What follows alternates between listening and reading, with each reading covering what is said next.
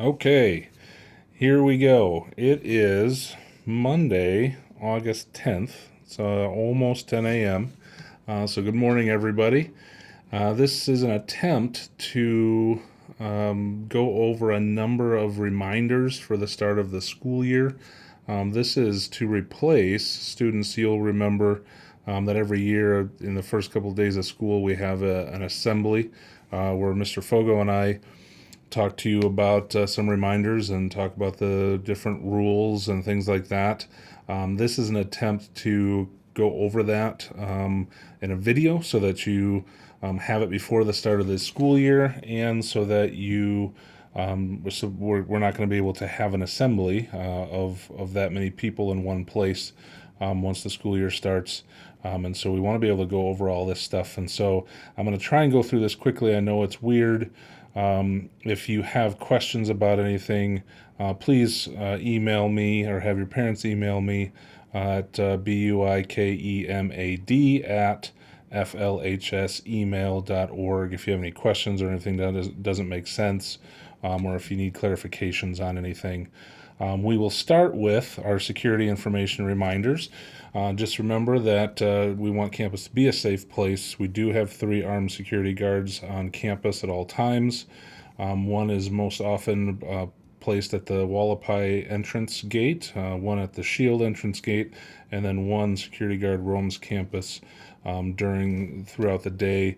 We also have an armed security guard at any large student gatherings, which there shouldn't be at least at the start of this year. But if we get to the point where, except for lunch, obviously, but if we get to the point where we're able to have assemblies and chapels and all in one place again, that an armed security guard will be present for all of those. A new rule for this year, because everyone's going to be wearing masks and it's going to be difficult for us to know who's who. All students, and this is a security thing that happens everywhere these days anyway, but all students must wear their ID badges on a lanyard at all times. Get a lanyard that goes around your neck so that your ID badge hangs there at all times.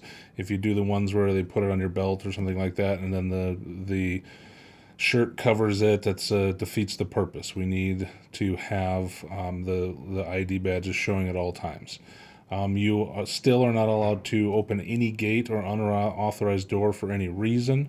You do that, and and you can expect an automatic suspension. So that's any exterior gates leading out of campus or into campus. Any doors on the outside of the interior gates, like the doors on the east side of the gym or arena, the doors on the east side of the CPAC, things like that. Those doors need to remain closed at all times during school hours for safety reasons. You are not allowed to go to your car during the school day without a pass from a high school administrator. Most often that affects people who are in weights classes. You do not get to go to your car after weights class to get your clothes or any of that stuff. You need to come into school with everything that you need. You will not be allowed to go to your car. Seniors, when you leave for lunch, you need to show your ID to the guard. When you go and when you return from lunch, your IDs are going to be a different color with them hanging around your neck. We shouldn't have the issues like we have in the past where people are forgetting their IDs and not being able to leave for lunch. Don't have your ID, we're not going to let you leave for lunch. You also are not going to be allowed back on campus after lunch if you don't have your ID. They're going to check cars coming in at the Wallapai gate. They're also going to check IDs at the Shield station. If you are a driver without a parking sticker, you're probably going to be stopped and you're probably going to be charged for a sticker. All cars must have parking stickers. This is a map of the areas of campus that you are allowed to be, that you're not allowed to be during the school day. Basically, big stop sign in all of the parking areas. These are stop signs here, basically saying you can't go out this gate, or these doors, during the day. High school students, remember that when you're going to PE, you should exit the Shield station and walk up the sidewalk here, as opposed to walking through a middle school PE class that's going on in the auxiliary gym. No exiting the front gate, no exiting out back into the parking lots behind the portables or by the softball field or by the maintenance over here. And so all those areas are off limits. As far as parking is concerned, there's now a new entrance at the north gate up by we can nickname it the Taco Bell gate. Coach Wilson has started that nickname, but there is an entrance all the way up there by the Taco Bell, north of the soccer fields, that is going to be open in the mornings. You can use this gate to enter in the morning, or you can use it to exit in the afternoon also. If you park by the football field or you park on the north side of the arena there, it is best for you to enter in that gate in the mornings so that it's just less traffic. There won't be as much backup onto Wallapai or back up onto Sandstone if you're entering on the other side. That yellow gate by the bus that separates the two parking areas, that yellow gate is open in the mornings from now on. So you can come in from a far north gate and still go through that yellow area and park south of the baseball field if you choose. Though I wouldn't come in that way if that's where you plan on parking. But if you plan on parking, between the football field and baseball field, or on the south end of the football field or the north end of the arena, I would enter there off the Indigo area. As far as advisory is concerned, advisory reminder, make sure you report to and stay in your advisory unless otherwise directed. You're not allowed to go visit other advisories or be absent from your advisory. You need to use e-hall pass like normal for a hall pass. If you are if you're going to not be in your advisory or you need to go talk to a teacher about something, you do need to get a pass. You're not allowed to be in the hallways without it. There will not be advisories for the first 4 days of school. So the first advisory won't be until Friday, August 21st. That'll be the first advisory that you have. If you are assigned to go to an academic center during advisory, you must go. Attendance is taken. Detentions are given for those people who skip academic advisories. You go directly to your academic center after second block. If you are assigned to an academic center, those will start coming out. Those assignments will start coming out probably after the first 3 weeks of school, so there likely won't be any academic centers those first 3 weeks. Do not forget that we do start each morning with prayer over the intercom system. It's going to be right at the beginning of first block. If for some reason you are late to first block and still walking on campus or walking in the hallways during the prayer, please stop, be quiet, listen, pray, be respectful of the prayer, even if you're already tardy to class. There are a number of important topics that need to be covered that are going to be health and safety related for this year. Number one is masks must be worn at all times on campus, except if you're exercising in PE or dance, or you are eating at lunch. You have to have a mask on campus. Doesn't matter if you're by yourself walking through the amphitheater with nobody within hundreds of feet of you. The rule is if you're on campus, you have to have a mask on. So have your mask on as you exit your vehicle when you arrive on campus. You will not be allowed through the gates of the school if you do not have a mask on. If you do arrive to your classroom in any time before your teacher does, so say your teacher has lunch duty and is a little bit late, or you arrive early in the morning and you make it into the school building and you're down there, you're at the classroom at 7:30 and the door is locked. Do not stand outside the classroom and wait and in a big clump of people. We have to reduce crowding. So if you arrive at your classroom before your teacher and the classroom is locked, keep walking. Just do some laps, keep yourself moving, head back outside. Do not get into a situation where you're congregating in a pile of people. Obviously, if you arrive at your classroom before your teacher and the classroom is unlocked, you still shouldn't enter that classroom by yourself without a teacher present. While masks must be worn at all times, shields can be worn. Shields are not required. If you would like to wear a shield in addition to a mask, You certainly are allowed to do that, but it is not required. You must remain in your assigned seat at all times in the classroom unless given permission to move around the classroom. There will be assigned seats in every class at this time due to possible contact tracing that we might have to do, things like that. So you have an assigned seat, you have to stay in it. You can't be getting up and moving around the classroom without permission. More important topics in PE, masks are going to be required while you're changing for PE, but you are not required to wear a mask while exercising, though you certainly can if you want to do that. In an effort to reduce crowding, the arena bathrooms and the team rooms and the wrestling room and the recreational sports room will be used for changing in addition to the locker rooms in order to keep the crowding down in the changing areas. Each PE class is assigned to a different location for changing. Your teacher will make sure that you know where that is and make sure that you follow those directions, please. Each block is now going to have a staggered dismissal time to limit overcrowding of students in the hallway during passing periods. You cannot leave your class until your teacher dismisses you. There's going to be 3 different dismissal times, A, B, and C. A will be, if you're in an A classroom, you'll be allowed to leave right when the bell rings. If you're in a B classroom, they're going to hold you for an extra minute. If you're in a C classroom, they're going to hold you for an extra 2 minutes to limit the number of students in the hallways at once. And the passing periods have been moved to 8-minute passing periods for this reason, so that you're not going to be automatically late to a class or something because we've held you back for 2 minutes.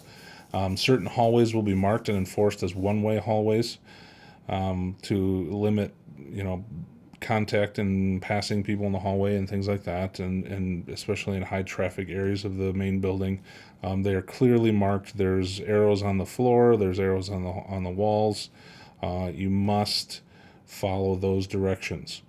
You are going to have temperature checks each morning before first block. When you get to your first block and you are lining up to enter class and your teacher is taking your temperature, you need to make sure that you are properly spaced in the hallway against the wall, 6 feet away from each other, lining down the hallway, so that you're not on top of each other waiting to have your temperature checked. Temperatures of 100.4 or higher, or a complaint of any symptoms will be referred immediately to the nurse for evaluation. And one of the other things that is thrown in here is that students are not allowed to use the printers in the libraries, none of the public printers anymore. We're trying to reduce the amount of printing in general that is necessary. Teachers have been told that if they need something from you in a physical format, that they need to have you either email it to them or submit it through Crusader Connect, and then the teacher will print it, so that you're not required to print something at home and bring it, or come to school and try to print it in the morning or something like that. Again, trying to reduce contact points as much as possible. Reducing paper, reducing printing is one of the ways that we are able to do that. This is a quick map of the hallway directions, and you'll see that as you enter campus, most students are probably going to enter the main building right here. The hallway nearer to the front office is the entrance hallway, and the hallway down the science wing there is the exit hallway. And in the back, the hallway by the engineering lab is the entrance hallway, and the 6th grade hallway is the exit hallway. And then you can see all those different directional arrows there. Just make sure that you pay attention to the arrows on the floor and on the wall, and there'll be adults around the hallways directing you as well if you're going in the wrong direction. However, at the beginning of school, all hallways are entrance hallways. At the end of school, all hallways are exit hallways. Right before lunch, when you're heading to lunch, we're going to have all hallways be exit hallways. And as you're coming back from lunch, all hallways are entrance hallways. So we're not going to try and have all the students who are at lunch enter into the same hallway. We want to try and spread you out. So we want to make sure that you can enter the building and exit the building at any place during high traffic. We're leaving school, we're coming to school, we're going to lunch, or we're coming back from lunch. This is important. Repeated instances of breaking new health and safety rules could likely result in you being forced to switch to distance learning. If you have chosen to be on campus, but you are repeatedly needing to be reminded to have your mask on, or you're repeatedly being reminded you're going the wrong way in the hallways, you are not distancing intentionally all the time, then it may turn into a conversation where you're going to have to go to distance learning if you can't follow the health and safety regulations on campus. This is not a new one here. Teachers or students that are found to be on the teacher Wi-Fi network will automatically be pushed all the way up to a Saturday detention as far as discipline is concerned. We consider that security circumvention. That is a private password. It's a private network. Students should not be on that network. We still will be doing drug testing. We're going to do it. It's going to take a little bit longer because we're not going to have 10 kids sitting outside the nurse's office all on top of each other waiting to go in for the drug testing. And so, but we still will be doing random drug testing. We will just take fewer students at a time so that we can space them out as they wait. Big one here, getting in a lot of big trouble if you're taking videos and posting videos of other people without permissions, that kind of stuff. And so just make sure that you are paying attention to just being smart. There's another slide later on, but being smart in your social media and online presence. As far as distance learners are concerned, so those students who have chosen to distance learn, what we're going to have is likely going to have a synchronous situation where you are going to be present in your M2 or whatever class. You're going to be present via the internet in that class during that class time. You must be in a uniform top. You must sit at a table or desk. Your face must show on camera, all right? One of the things that we dealt with last spring is kids laying in bed, kids being in their pajamas, basically kids not even showing themselves on camera. You just see their name on the screen, or you see a view of the ceiling fan or their forehead or something like that. All of these things are unacceptable. You're in school, and you'll expect it to behave like you're in school. And so throw on a Faith sweatshirt when you have to be in class on camera. Your face must show. You will be counted absent if any of these things are not, if you're not showing on the camera. We're not going to mess around with you, turned on your computer and you turned off the video and then you just left your room or went back to sleep or something like that. You're going to treat that situation just like you would treat it if you were sitting in the classroom. As far as social media is concerned, this is something that we talk about all the time. Really smart to follow 3 rules here. Be nice on social media. It does matter. It's really you don't really know how people are responding to what you're posting. Be smart. Okay, the things that you're posting are never private, even if you are sending them only to a select group of people, or you have a private account and only certain people can see it. All that kind of stuff, it's never private, right? It always ends up, you can't imagine the number of things that get sent to me that a person thought was private with just a small group of people. And that's number 3, is to be careful, right? People are going to use it against you. If you post something dumb, you post something offensive, you say something nasty about somebody and you think that you're saying it just to a few people, there are people out there that are going to use it against you. That's how it ends up on my desk or in my email. All right, so be aware of those 3 things.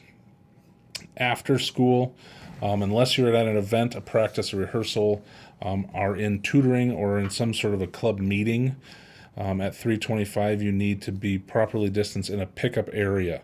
You cannot be just wandering around campus or hanging out. You have to be in a pickup area, the arena lobby, the library, or the amphitheater by 325. At 345, you need to be in the amphitheater. Library closes at 4. After that, if you're waiting for a practice or a ride or an event or anything, you have to be in the amphitheater. So beyond 345 and you're still on campus waiting to be picked up for whatever reason, you must be in the amphitheater, obviously properly distanced, not staying on top of each other. And again, remember, if you're on campus, you have to have a mask on. It doesn't matter that it's 4:30 and you're still waiting for your ride and you're sitting in the amphitheater. You still have your mask on if you're on campus. If you have to be off, or you do have to be off campus at a supervised practice or rehearsal or some other event by 6 p.m. So you can't still be hanging around on campus at 6 o'clock, after 6 o'clock, unless you have some organized something or other that you're at. Like there are evening classes, things like that. As far as chapel is concerned, this year chapels are going to be shown in the classrooms at the beginning or the end of second block once a week. So it would be the normal chapel day. On a normal chapel day, instead of going to chapel and sitting in the CPAC and watching it live, it will be recorded by the applied class during first block during their class, and then will be shown during second block. The expectation is that while chapel is being broadcast or shown in your classroom, you're going to remain in the classroom, you're going to be attentive, you're going to be respectful. This is not a time to schedule appointments, to be off campus. It's not a time to go have a meeting with some teacher somewhere or anything like that. You should not be, the teachers are paying close attention to bathroom breaks and things like that. There's no reason for you to need to use the bathroom every time there's chapel. There doesn't need to be a steady stream of kids taking turns going to the bathroom because chapel's going on. You're all adults. You all have adult bladders. And so unless there is some medical reason for you to need to be able to use the restroom whenever you need to or whenever you want to, and in that case the teacher would be aware because it would be through the nurse's office, you should expect to be sitting in your desk watching chapel, being respectful during that time.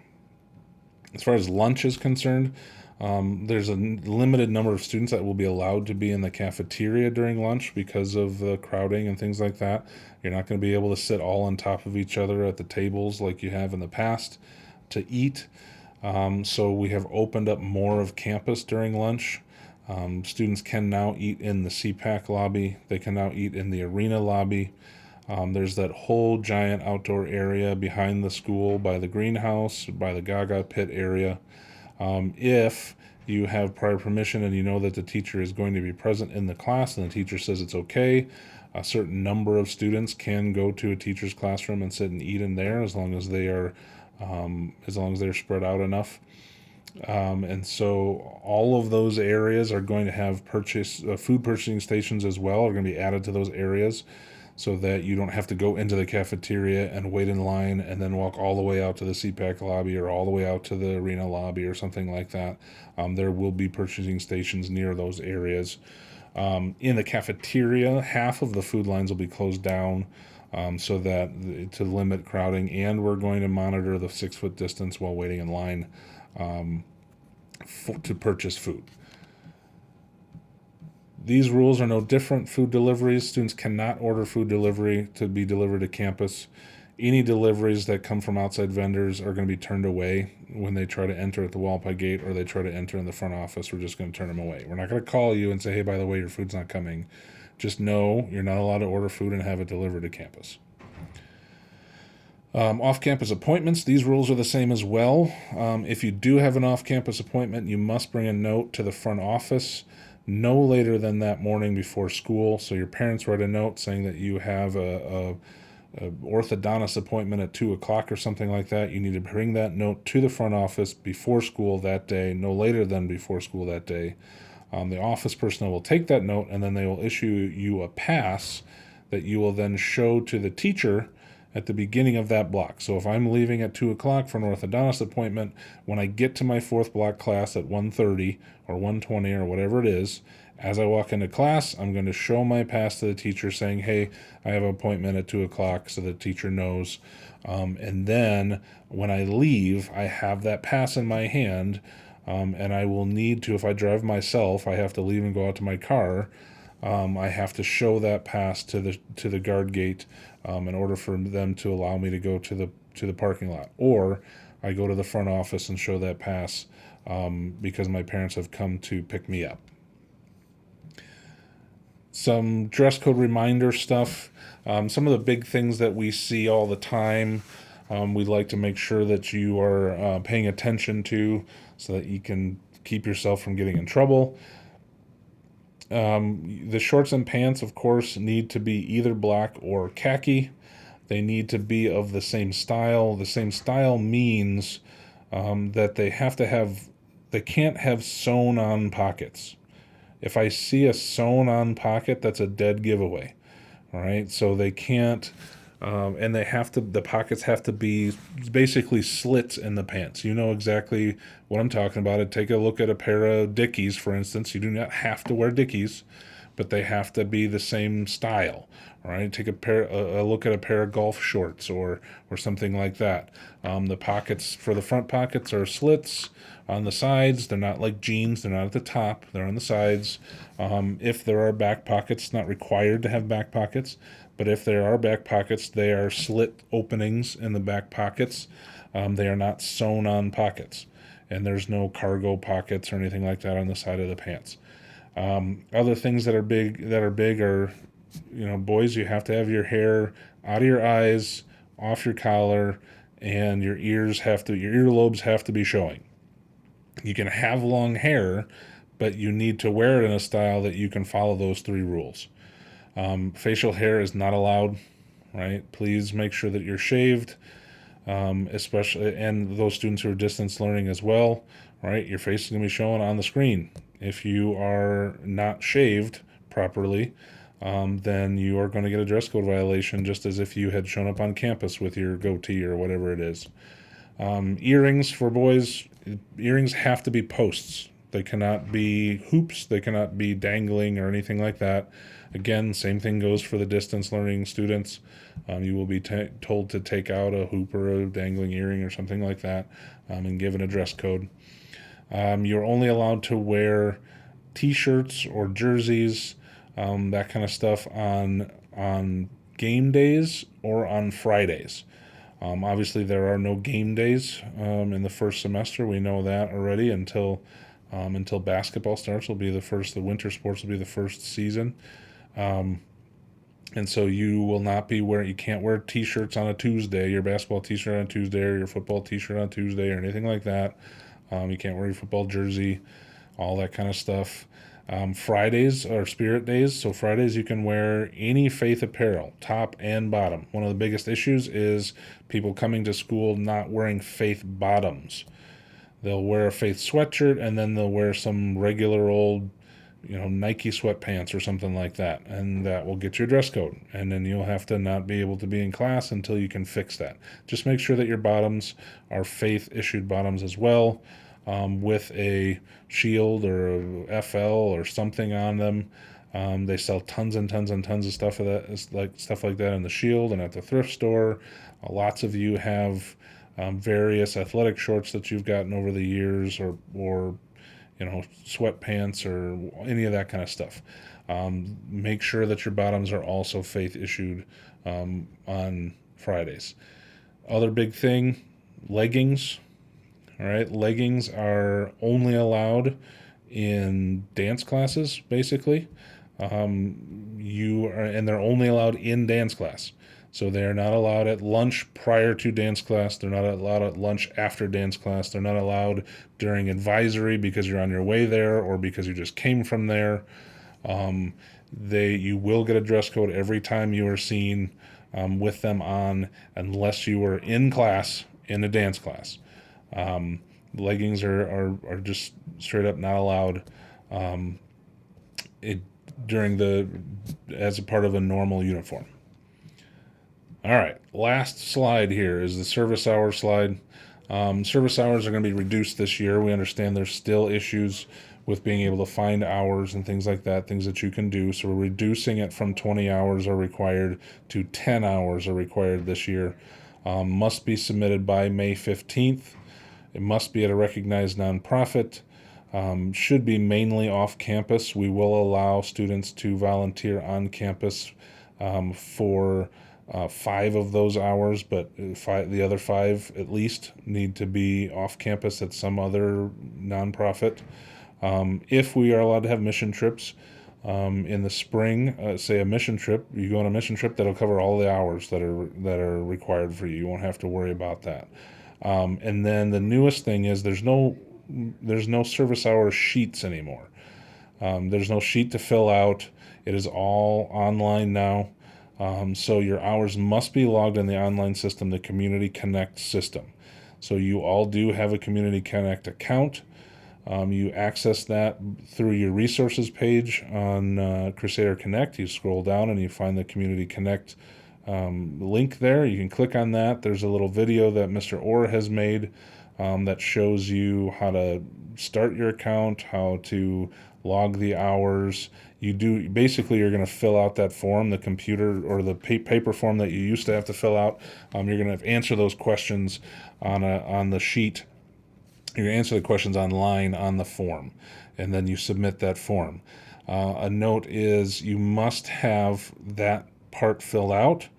You must also have the contact person at the organization where you served. You must have that information filled out as well. If you do not have the contact information or you do not have those questions answered, those hours just aren't going to be counted until that is done. And so if there's no contact person, then I can't double check that you actually did it, and therefore those hours cannot be counted.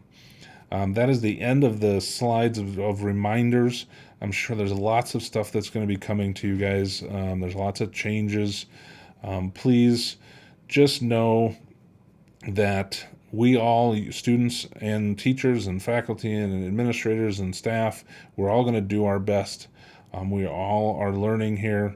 We are all trying to, we have the best interest of the students in mind as far as your health and your safety are concerned, as far as your spiritual health is concerned and well-being, as far as your emotional health is and concerns or well-being is concerned. And so please, please, please, if you have concerns, if you have questions, if something doesn't make sense to you, please reach out either to myself or to Mr. Fogo with those questions, those concerns, so that we can address them, so that everyone can feel safe coming to school and comfortable, and we can have a great 2021 school year regardless of the weird circumstances that we have going on. God bless you all, and we'll see you next week. Take care.